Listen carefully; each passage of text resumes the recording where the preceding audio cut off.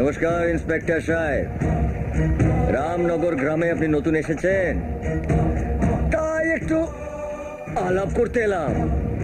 কি ব্যাপার? কোন পুলিশ অফিসার ঘরে ঢুকতে গেলে যে পারমিশন নিয়ে ঢুকতে হয় সেটা জানেন না? এই রামনগর গ্রামের কাউকে অ্যারেস্ট করতে হলে আমার কাছ থেকে যেটা পারমিশন নিতে হয় সেটা আপনি জানেন না? এই হা করে কি দেখছিস? যা লকআপটা খুলে দোস্তাকে নিয়ে আয়। অর্জুনের হাতে ঠ্যাঙ্গানি তো খাসনি, খেলে বুঝবি। এই যা যা বলছি। এই হুকুম করবি না, এটা থানা। সময় হলে ঠিক ছাড় হবে।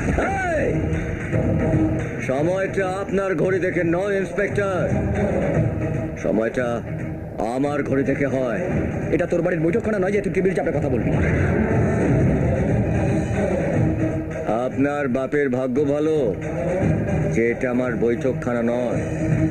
এটা যদি আমার বৈঠকখানা হতো